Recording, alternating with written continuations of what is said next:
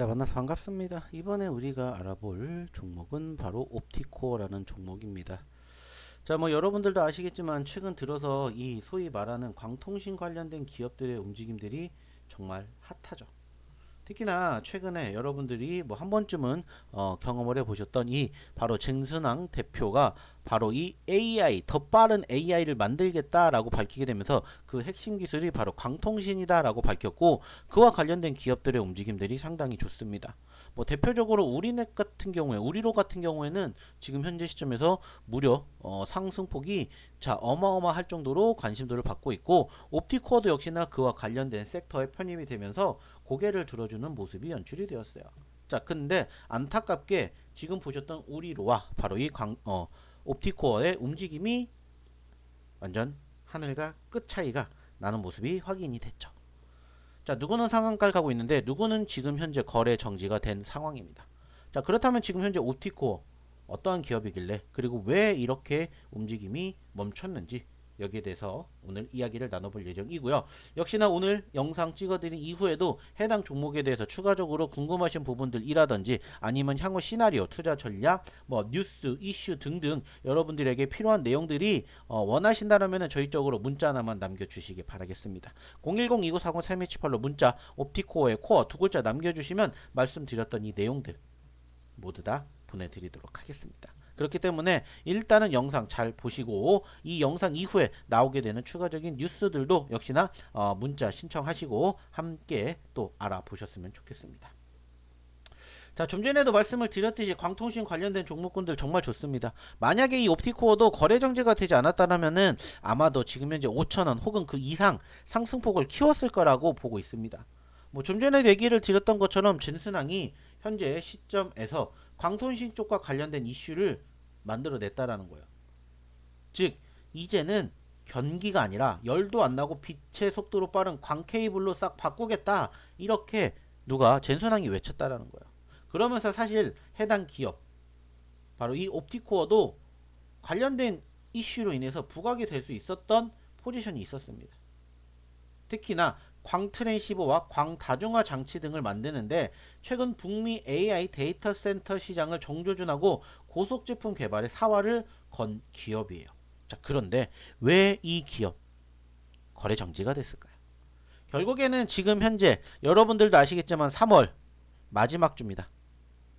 즉 지금 시점에서 1년 중 가장 조심해야 되는 바로 이 뭐가 나오고 있고, 감사 보고서가 나오고 있고, 이 감사 보고서 결과 해당 기업은 뭐가 나왔습니까? 바로 해당 기업 보시는 것처럼 상장 폐지 사유가 발생이 되는 바로 의견 거절이 나왔습니다. 통상적으로 아시겠지만은 이 감사 보고서가 1년에 한 번 발표가 되는데 여기에서 적정을 받지 못하는 모든 기업들은 다 거래 정지가 되는데, 그 중에 바로 이 옵티코어가 거래 정지가 되는 사유가 발생이 되었다라는 점이에요. 그래서 지금 현재 지난 3월 24일부터 거래 정지가 시행이 됐고 현재까지 거래 정지 진행 중입니다. 자, 그러면은 분명히 앞으로 미래가 기대가 되는 시점에서 왜 갑자기 이 기업 이렇게 철퇴를 맞았을까? 자, 일단은 뭐 여기에 대해서 조금 디테일하게 체크해 보도록 하겠습니다. 자, 해당 기업이 좀 전에도 얘기를 드렸던 것처럼 감사 의견 거절을 받게 된 이유가 일단은 뭐냐라고 체크를 해봤더니 현재 시점에서 몇 가지의 의견 거절 근거를 내세웠다라고 해요. 그래서 뭐 전환사채 재매가 거래의 적정성을 적시를 했고, 뭐 단기에 발생한 회사의 전환사채 재매가 거래와 관련해서 해당 거래의 정기적 실질에 대한 판단 및 거래 상대방의 특수관계적 여부를 파악하기 위한 충분하고 적합한 감사 증거를 확보할 수 없다라는 의견의 의견 거절이 나왔다는 거예요. 그리고 의견 거절이 나오자마자 곧바로 거래 정지가 됐죠. 사실 해당 기업 같은 경우에는 최근에 최대 주주가 변경된 지 얼마 되지 않았어요. 그런데 최대 주주 변경 8개월 만에 의견 거절을 맞았고, 이미 과거부터 소위 말해서 안 좋은 조짐이 보였다라고 평가가 될 만큼 현재 시점에서 소위 말하는 분위기가 연출이 되었다라고 판단이 됩니다. 그리고 보여지는 것처럼 결국에는 해당 기업도 주가 급등이 연출되었던 포지션들이 있었지만 결국에는 뭐예요? 이것들도 어떻게 보면은 쇼가 될 수 있겠구나. 이렇게 판단을 해볼 수 있을 것 같아요. 자, 어떠한 부분들 때문에 좀 이렇게 진행이 됐는지 좀 하나하나씩 조금 더 체크해 보도록 할게요. 자, 좀 전에도 얘기를 드렸던 것처럼 일단은 감사 의견 거절을 받았는데 현재 시점에서 문제가 되는 것은 이 부분들. 그리고 이 거래 정지 직전 주요 주주들과 임원들이 주식을 최고가에 장내 매도한 것이 일단은 확인이 됐다라고 해요. 자, 좀 전에도 얘기를 드렸던 옵티코어가 지금 현재 감사 의견 거절을 근거로 제시한 항목은 바로 이거. 전환사채 재매각 적정성, 타법인 지분 취득 출자 거래 적정성, 투자 부동산 취득 적정성, 종속기업 투자 설립 및 자금 거래 적정성 등. 이는 사실상 최대주주 변경 이후 추진된 주요 신사업과 자금 집행 전반에 대해 적정성을 문제 삼았다라는 점이에요. 그리고 좀 전에도 얘기를 드렸던 것처럼 이 기업은 지난해 7월 블랙 마운틴 홀딩스가 진재현 전 대표 등의 지분을 인수하며 경영권이 변경이 되었어요. 그때 당시에 307억 원을 조달을 했다라고 해요. 그리고 그 금액으로 부동산 매입, 그리고 인수, 대부 설립 및 대여, 자회사 출자 등등 다양한 금액이 사용이 됐다라고 해요. 근데 문제는 여기에서 이제 이 감사인이 자금의 사용의 적정성에 문제가 있었다라고 판단을 한다는 거죠. 실제로 130억 원을 투입해 인수한 이 서초구 부동산은 수개월 전 공매로 86억 원까지 떨어졌는데 유찰이 됐다라는 거야. 근데 왜 비싸게 샀냐? 이거라는 부분들이에요. 그리고 자회사에 대한 자금이 3자에게 다시 대여한 형식으로 흘러갔다라는 점도 문제가 됐다라고 봤다고 합니다. 지난해 설립해 40억 원을 대여한 플랜 A 인베스트먼트 대부가 해당 자금을 다시 대출해줬다라는 점을 지적한 것으로 본다라는 거야. 자, 이거는 과거에 금양에도 비슷한 사례가 있었었죠. 물론 금액은 다르지만 류광지 회장이 말 그대로 설립한 자회사에 돈을 투자를 해서 소위 말해서 쏙쏙 빼먹고 도망간 적이 있었어요. 그래서 이 부분도 역시나 좀 유사한 부분들이 있다. 그리고 지난해 만기 전 취득해 재매각한 50억 원 규모의 CB 인수자, 알펜루트 자산운용 등에 대해서도 특수 관계자 여부를 판단할 감사 증거를 제출하지 못했다라고 합니다. 특히 감사인은 이 같은 자금 집행 과정이 단순한 회계 오류를 넘어 고의적인 부정행위가 있었을 가능성을 의심하고 있다는 거야.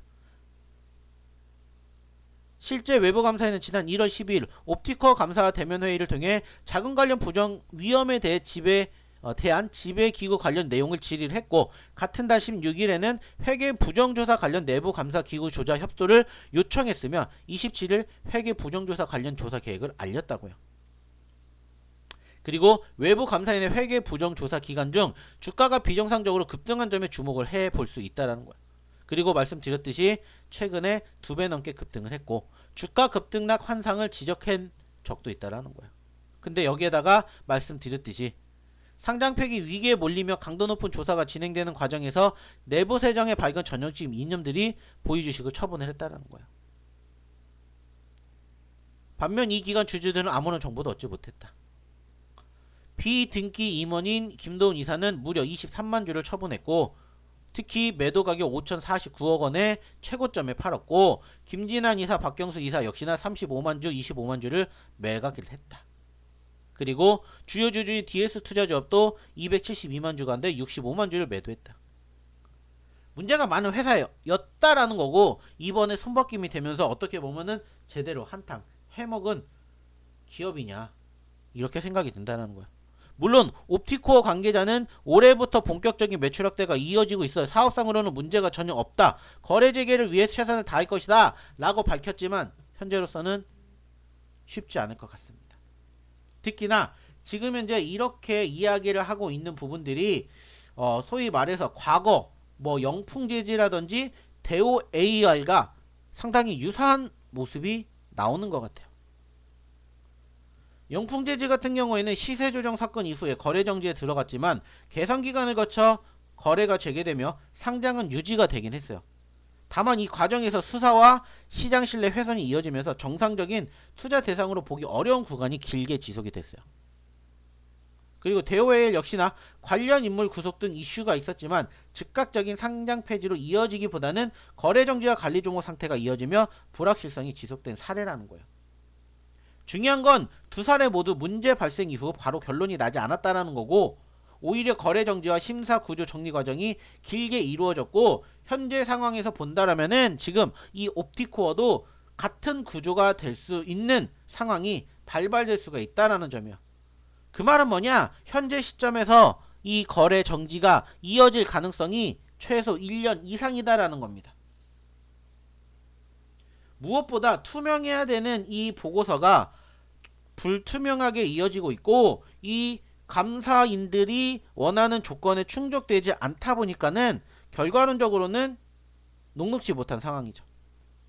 특히나 이 자금 흐름이 명확하게 소명이 돼야 되고 전환사채라든지 투자 구조가 정리가 돼야 되는데, 현재로서는 거기까지 시간이 걸릴 수밖에 없는 상황이 연출이 됐다는 거죠. 자, 그러다 보니까는 조심스럽게 예측을 해 본다라면은, 일단은 뭐 여기에서도 알려진 것처럼 이 기업에 대해서 우선은 4월 13일까지 이의 신청이 없다 그러면 무조건 상장 폐지 절차가 진행이 됩니다. 당연히 이 기업에서도 이의 신청을 하기는 하겠죠.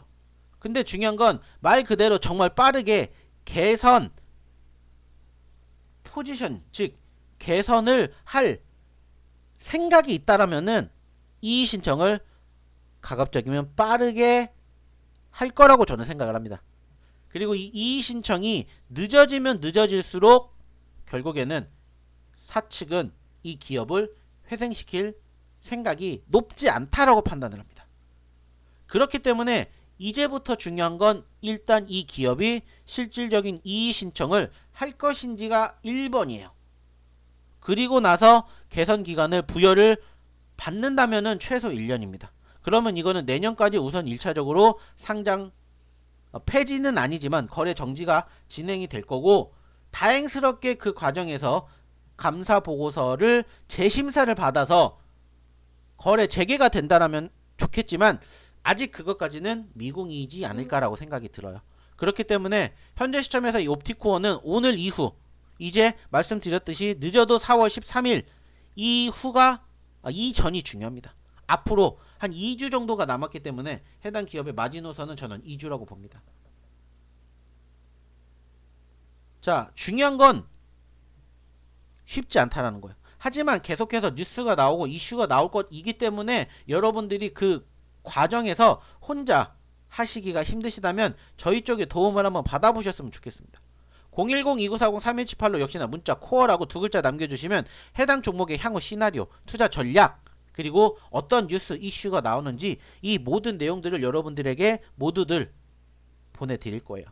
그렇기 때문에 만약에 옵티코어를 보유하고 계신 분들이라거나 아니면 옵티코어를 관심있게 보고 계신 분들 있으시다면 한번 도움 받아보셨으면 좋겠습니다. 010-2940-3178로 코어 보내주시고 이 종목의 향후 대응 관점, 공략 자리 꼭 여러분들 함께 체크해 보셨으면 좋겠습니다. 분명히 쉬운 상황은 아닌 건 맞습니다. 그렇기 때문에 당연히 힘드실 거라고 생각돼요. 하지만 아직 끝난 건 아니에요. 1%의 희망이라도 있다면 그 희망 계속해서 저희가 찾아보도록 하겠습니다. 그러니 혼자 힘들어하지 마시고 같이 힘들어 하시기 바라겠습니다. 기다리겠습니다. 빨리 문자 하나 남겨주세요. 감사합니다.